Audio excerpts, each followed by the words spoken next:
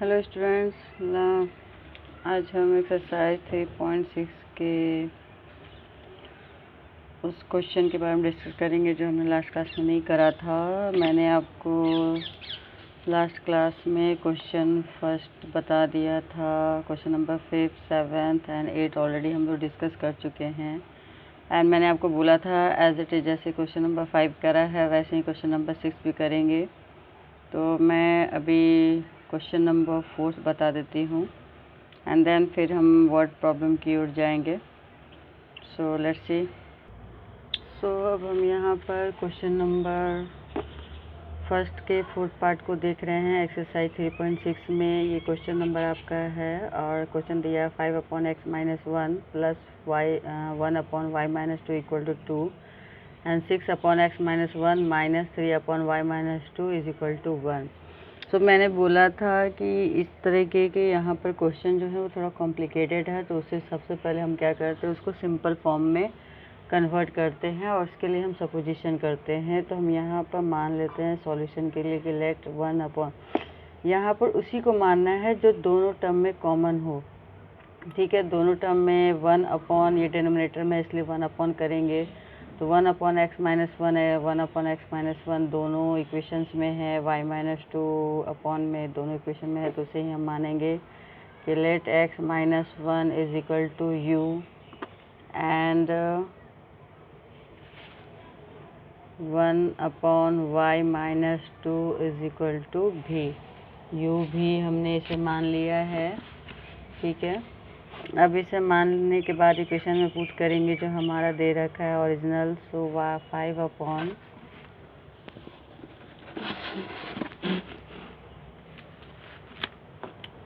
तो ये already 1/x-1 equal to u माना है, तो यहाँ पर डायरेक्ट मैं इक्वेशन में ही पुट कर देती हूँ। ये हो गया आपका 5u plus v is equal to 2। ये आपका यहाँ पर फर्स्ट इक्वेशन हो गया। एंड देन इसके नेक्स्ट इक्वेशन में जो वैल्यू हम पुट करेंगे तो ये हो गया आपका 6u minus 3v is equal to 1। ये हो गया आपका सेकेंड इक्वेशन। ठीक है, अभी हमारे इसे हम एलिमिनेशन मेथड से सॉल्व करेंगे या आप क्रॉस मल्टीप्लिकेशन मेथड का भी हेल्प ले सकते हो, उससे भी कर सकते हो। मैं बार बार ये बता रही हूँ कि जो मेथड आपको इजी लगे उससे कर सकते हैं। यहाँ किसी मेथड को डिस्क्राइब नहीं करा गया है और कंडीशन नहीं है कि उसी मेथड से करना है, तो आपको जो इजी समझ में आए वो सूटेबल मेथड यूज़ कर सकते हैं। सो मैं यहाँ पर एलिमिनेशन मेथड यूज़ करने जा रही हूँ। तो मैं यहाँ पर देख रही हूँ कि v को एलिमिनेट कर सकते हैं इजली, ये क्योंकि साइन चेंज करने की ज़रूरत नहीं पड़ेगी और 3 से मल्टीप्लाई करते हैं तो ओनली 3 से मल्टीप्लाई कर दिया फर्स्ट इक्वेशन को। तो अभी ये कोफिशिएंट दोनों क्या हो जाएगा, सेम हो जाएगा एंड साइन ऑलरेडी अपोजिट है, तो यहाँ पर v क्या हो जाएगा, एलिमिनेट हो जाएगा। तो अभी हम 3 से होल टर्म को मल्टीप्लाई करते हैं इक्वेशन को, तो ये हो गया 15u plus 3v is equal to 3 2 जा 6। ठीक है,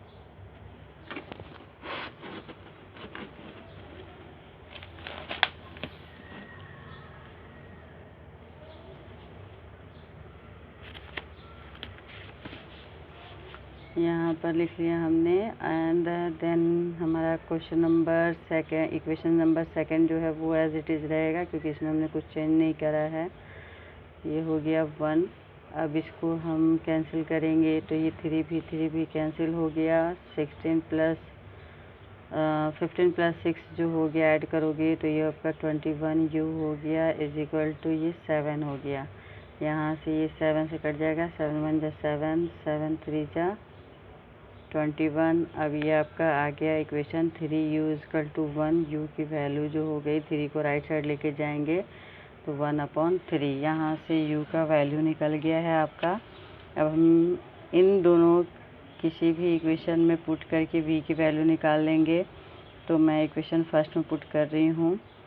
तो ये हमारा इक्वेशन फर्स्ट है 5u plus v is equal to 2। यहाँ पर u की वैल्यू पुट करेंगे तो 5 into 1/3 plus v is equal to 2। Then ये हो गया v इज इक्वल टू 2, ये 5/3 राइट साइड लेके आएंगे तो ये हो जाएगा -5/3 ये हो जाएगा, एलसीएम लेंगे तो ये हो जाएगा आपका 3, ये हो गया 6 माइनस 5, ठीक है। 3 2 जा 6, तो v की वैल्यू भी क्या हो गई, तो 1/3। दोनों का वैल्यू u की भी 1/3 आया, v का भी 1/3 आया। अब हम यहाँ पे क्या करेंगे कि u v की वैल्यू जब हमारी आ गई है तो हमारा जो यहाँ पर सपोजिशन हमने मान के लिया था कि हमने लिया था u = 1/x-1 माना था, या 1/x-1 को u माना था। तो हम यहाँ पे लिख सकते हैं 1/x-1 = u। तो u की वैल्यू आपने निकाल के रखा है यहाँ पर 1/3। अब इसको हम क्रॉस मल्टीप्लिकेशन करेंगे तो 3 इधर आ जाएगा और x-1 उधर आ जाएगा, तो 3 = x-1, ठीक है। तो अब ये x की वैल्यू यहीं रहेगा, -1 को उधर लेके आते हैं तो ये हो जाएगा 3 + 1 = x। अभी इक्वेशन को पलट देंगे तो x = 3 + 1 कितना हो गया, 4। x की वैल्यू आ गई यहाँ पर। सिमिलरली v वाले में भी वही करेंगे, 1/y-2 ये माना था हमने = v, एंड v की वैल्यू आपने निकाल के रखा है 1/3। सेम एज इट होगा, तो ये हो गया 3, क्रॉस मल्टीप्लिकेशन करेंगे y-2, 2 को इधर लाओगे तो y = क्या हो गया, 3 + 2 = 5। सो यहाँ पर हमारा हो गया वैल्यू, y की वैल्यू क्या हो गया, 5। इसे ब्रैकेट के अंदर लिख देते हैं, एंड x का वैल्यू जो हो गया आपका 4, ठीक है। यहाँ पे ये आपका क्वेश्चन सॉल्व हो गया। यहाँ से देखते हैं। अब हम नेक्स्ट क्वेश्चन पे देखते हैं, क्वेश्चन नंबर 2 का फर्स्ट पार्ट। ये देखिए, ये इस क्वेश्चन 2 के फर्स्ट पार्ट में ये वर्ड प्रॉब्लम दे रखा है तीनों क्वेश्चन में। तो 1 बाय 1 इसके कॉन्सेप्ट को हम समझेंगे कि ये क्वेश्चन क्या है। 2 के फर्स्ट क्वेश्चन में कहता है, Ritu can row downstream 20 kilometre in 2 hours and up stream 4 kilometer in 2 hours. Find her speed of rowing in still water and the speed of the current.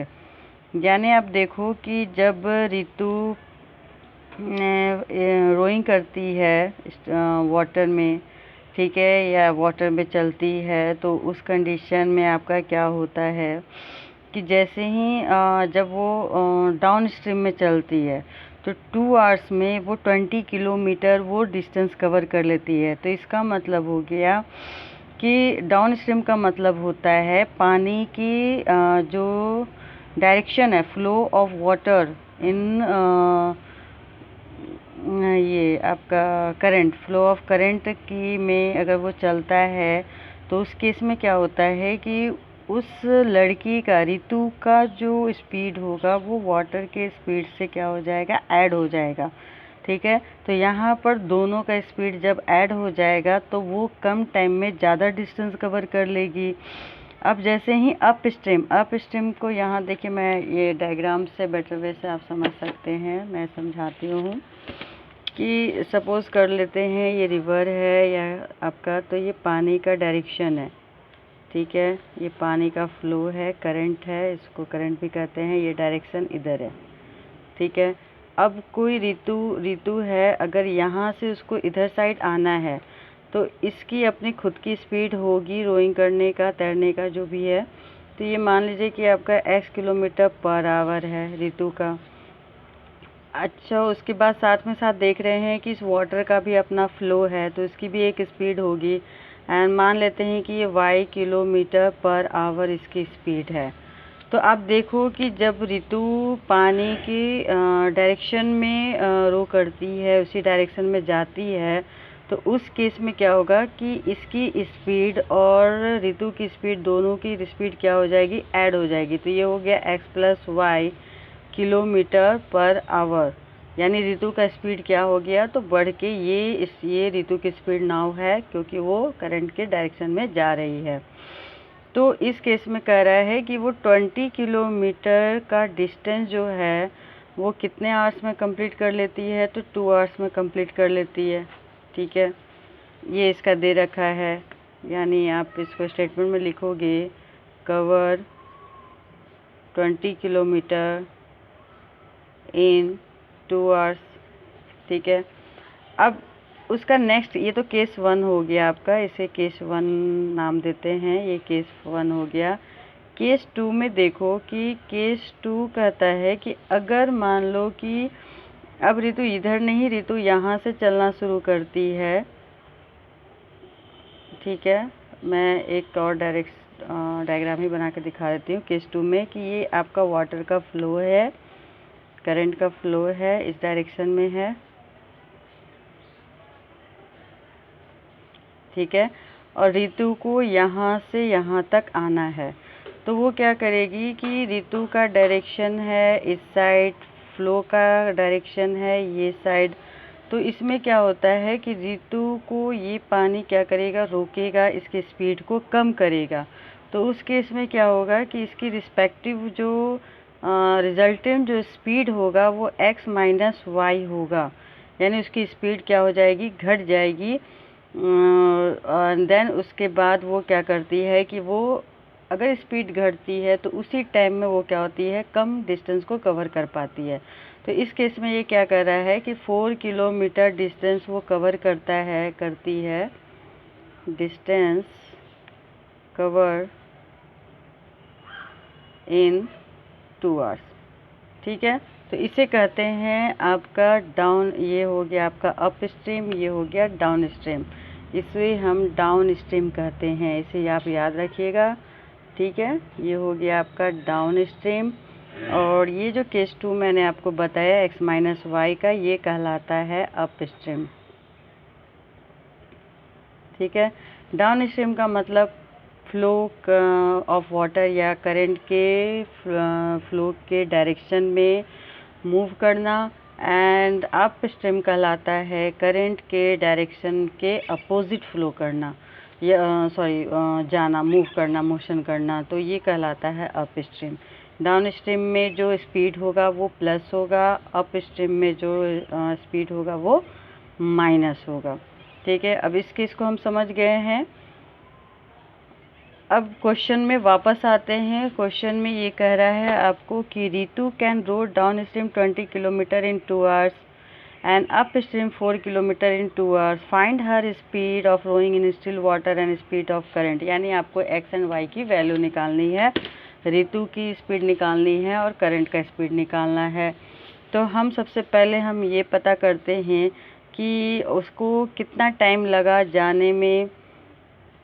ठीक है, एंड फिर उसे आने में कितना टाइम लगा, तो वहाँ से हमें क्या होगा कि 2 इक्वेशन फॉर्म होगा। ठीक है, अगर अब ये देखो कि हमारा पहला केस है,